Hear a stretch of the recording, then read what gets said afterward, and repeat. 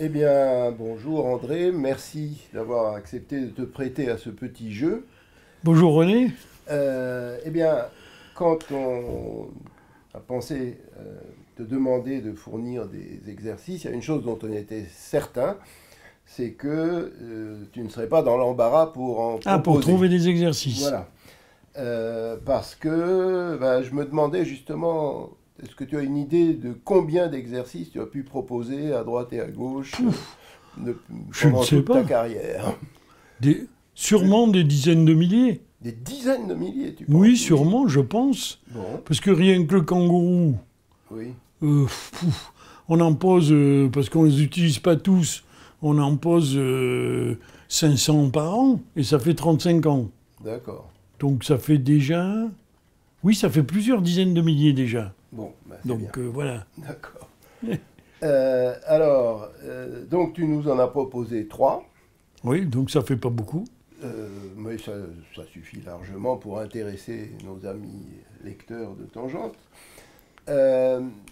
Tu peux peut-être nous en parler?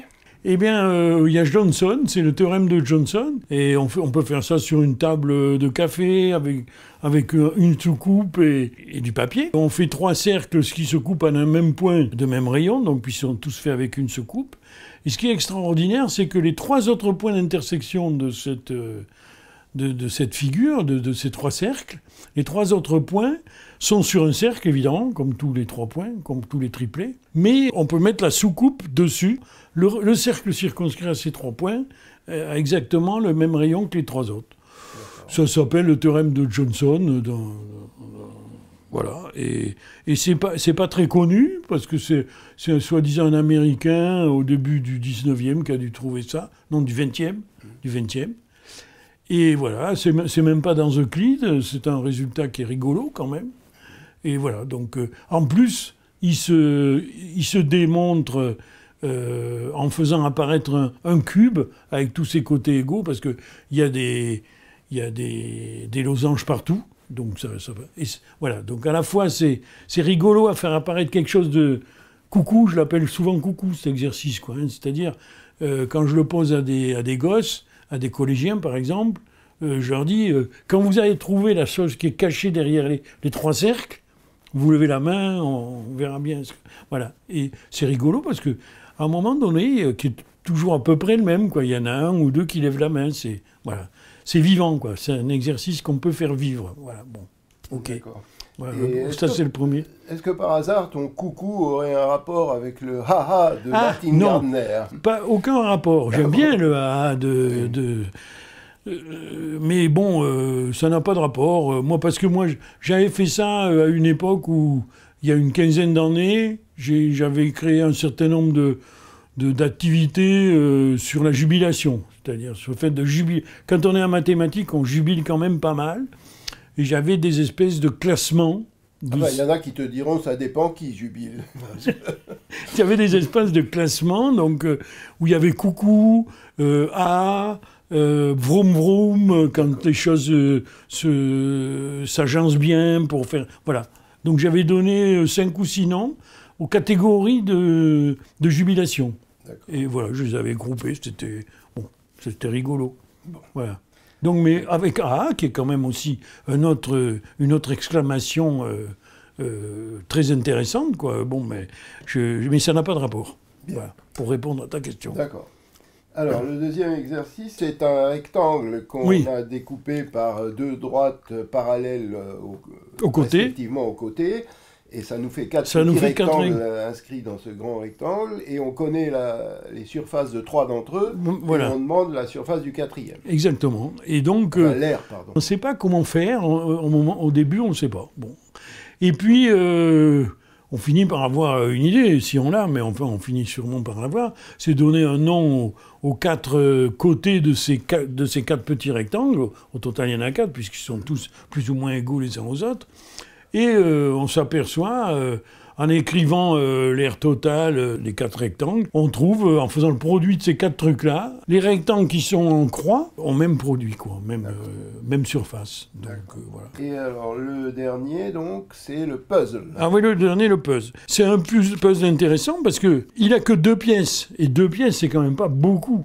Et il faut faire une figure, donc il n'y a pas beaucoup de possibilités, parce que quand même, il n'y a que 2 pièces. Et donc, il faut le mettre de façon à ce qu'il y ait un axe de symétrie dans la figure que je peux former. Les gens hésitent, ils travaillent avec ça. En général, ils mettent 10 minutes. Mais c'est curieux qu'ils mettent si longtemps, parce qu'il n'y a pas beaucoup de possibilités. Mais il y en a 9 et 9, 18, je crois, d'associations possibles. Puisqu'il y a 3 x 3 ici, et puis on peut retourner les pièces si on veut, des choses comme ça, d'accord. Mais une fois qu'on a trouvé, ça fait vraiment plaisir, quoi. Alors c'est un garçon qui fait des puzzles à Clermont-Ferrand, du côté de Limoges plutôt. Et puis il y a pas mal d'articles sur Internet sur le problème de trouver 2 pièces ou 3 qui, quand tu les réunis, font une figure symétrique. D'accord. C'est un truc relativement connu parmi les puzzlers, je sais pas comment on appelle ça, là. Les gens qui s'intéressent aux puzzles, quoi. Voilà. Très bien. Voilà. Eh bien, merci pour ça. Je suis sûr que tout le monde va s'amuser avec ces problèmes. Maintenant, bon, je voudrais que tu nous dises 2 mots sur ton parcours. Mais d'abord, même, peut-être, est-ce que les mathématiques que tu as découvert quand tu t'es intéressé à elles et quand tu as commencé ta carrière, quand tu les compares aux mathématiques d'aujourd'hui, est-ce que tu trouves que ça a beaucoup changé ou non? Eh bien, je crois que oui, je pense. Parce que, quand j'ai commencé, c'était encore des mathématiques... j'allais pas dire du siècle dernier sûrement par rapport à nous, mais en tout cas qui était assez classique, quoi. On voyait bien les progrès des mathématiques, et puis après il y a eu la théorie des ensembles, choses comme ça, mais enfin ça avait une certaine direction. Et j'ai trouvé, en particulier quand je regarde les sujets qui sont traités par les médailles Fields, disons les 6 ou 7 dernières médailles Fields, on va dire.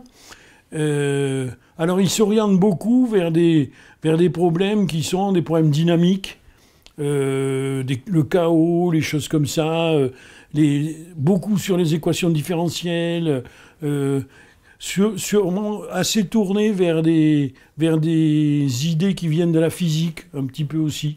Je pense que ça a évolué dans ce sens-là, il me semble, voilà.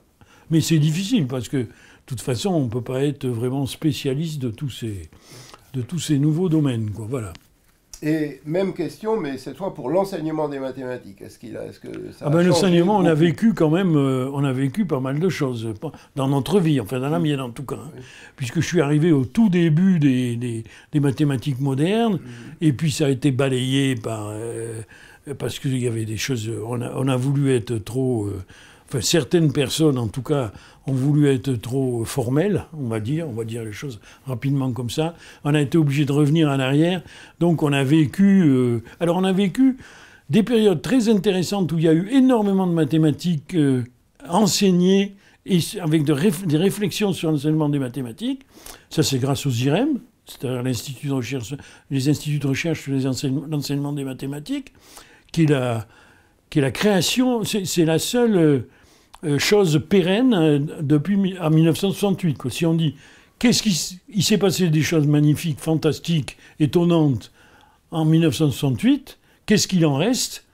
La seule chose qui reste vraiment, c'est les instituts de recherche sur l'enseignement des mathématiques, qui ont permis à des enseignants de mathématiques de se retrouver un peu partout, dans la France, même à l'étranger. Moi, je suis du coup allé à l'étranger souvent, et ça a été très intéressant.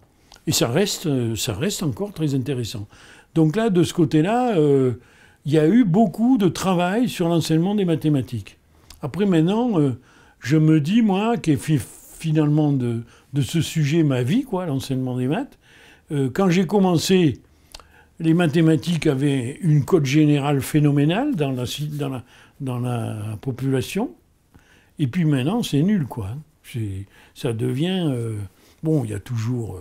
on sait toujours qu'il faut faire des maths pour, comme on dit, réussir dans la vie. Bon, les ingénieurs, les choses comme ça. Mais quand même, l'intérêt pour les mathématiques, quoique, j'allais dire a diminué. Finalement, je n'en suis pas sûr. Voilà. Mais en tout cas... Mais le fait qu'il faille faire des maths pour réussir, est-ce que ça ne dessert pas finalement les mathématiques? Oui, je pense que ça les dessert. Je pense que ça les dessert, parce que ça oblige à faire des trucs pas drôles pour réussir. Oui. Qu'il faut apprendre des trucs, et alors que les mathématiques, ça peut être tellement plaisant si on se contente d'en faire parce que ça nous plaît, quoi, hein, comme la musique ou la littérature. Je veux dire. Voilà. Oui, je pense que ça dessert. D'accord. Voilà.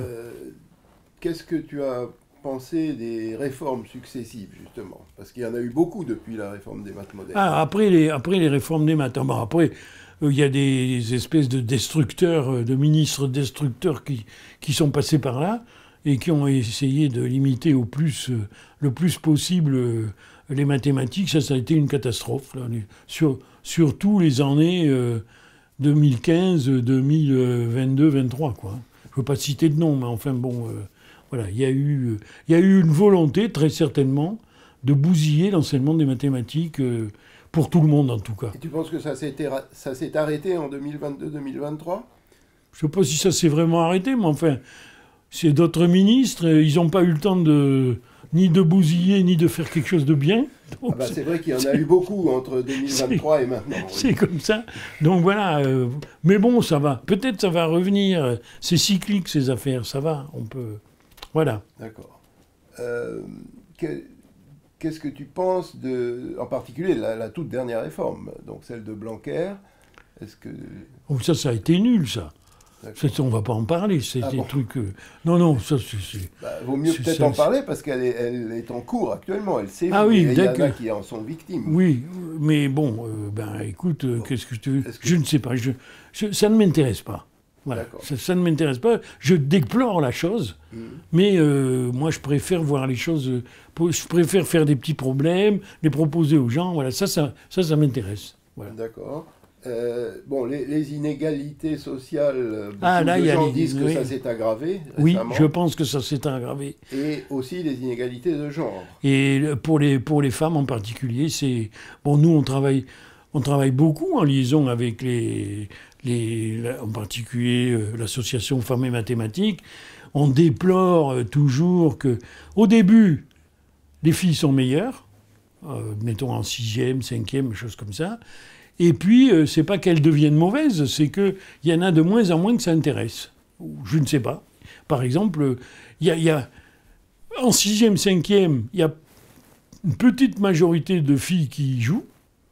Et en terminale, il y a une grosse majorité de garçons qui jouent. Et ça, c'est... Alors, là aussi, moi, je ne suis pas quelqu'un qui est très, très bon dans l'explication de ces choses-là. Je ne sais pas à quoi c'est dû. Mais ça, c'est assez déplorable aussi. Il y a une étude récente qui semble dire que les inégalités commencent dès le CP. Oui, c'est ça. Il y a une oui, mais voilà, il faut voir les sociologues et puis il faut essayer c'est comme la place des femmes en général dans notre vie, quoi. Hein. Il faut arranger tout ça. Maintenant, c'est plus la même civilisation. Elles ont leur place comme il faut. C'est pas comme il y a 100 ans, voilà. Bon. Certes, mais ce qu'il faut espérer, c'est que ça ne soit pas comme dans 100 ans. Oui, oui, il faut que ça ait changé. Mais peut-être ça change, ça, je crois. Je crois que ça change, oui. Bon, qu'est-ce que tu dirais à une jeune ou un jeune qui passerait par là pour l'inciter à faire des maths, à jubiler en faisant des maths? Je lui montrerai quelques exemples. Comme dans les exercices qu'on a vus, et puis je fais beaucoup de petits livres dans le Kangourou.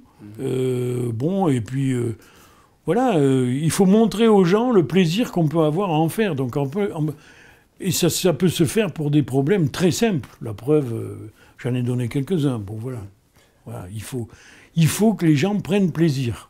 Alors, parle-moi du Kangourou quand même un peu.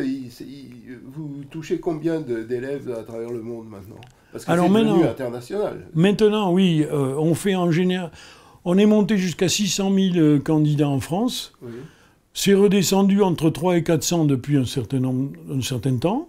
Ça reste stable depuis une dizaine d'années, sauf une ou 2 années du Covid où on a eu le problème, mais c'est resté autour de 3500, on va dire, 350 000, pardon.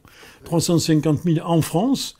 Et dans les autres pays, maintenant, il y a un peu plus de 100 pays dans le monde qui font le kangourou. Et ça totalise, alors c'est les mêmes sujets, hein.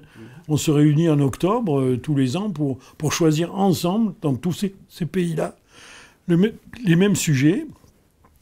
On change quelques questions, mais l'an dernier, il y avait un peu plus de 6 millions de gosses qui jouaient sur les mêmes sujets. Donc 6 millions de gosses, voilà. C'est quand même pas mal. Dans une centaine et plus de pays, quoi. Voilà. Et ce concours, quelle est son origine? Il est né comment? Eh bien, il est né en Australie. Enfin, il est né en Australie. Il est né ici, le concours kangourou. Oui. Mais on a copié un concours qui s'appelait Concours national australien, essentiellement parce que on a copié le fait de répondre en répondant par ABCDE, par donc des questions à choix multiples, ce qui n'était pas, il y a 36 ans, quelque chose de très apprécié de ceux qui jugeaient les concours, quoi. Donc, et on s'est aperçu qu'on pouvait poser des questions très intelligentes, finalement, et intéressantes. Et le concours a plu, parce que, aussi, peut-être, les questions étaient sympas. Voilà, ça a marché, quoi. Finalement, ça a marché. Voilà. Et depuis maintenant une douzaine d'années, les Australiens font partie du Kangourou sans frontières. Ah, très bien. Voilà, puisque leur concours qui existait toujours, ils ont décidé de le mettre, de l'appeler aussi Kangourou. Voilà. Bon. La date pour cette année? La date, c'est le 19 mars. Le jeudi, c'est toujours un jeudi. C'est le 3e jeudi du mois de mars, en 2026, donc. D'accord. Voilà. Très bien. Voilà le kangourou. Eh bien, André, merci beaucoup. Eh bien, merci à toi, surtout.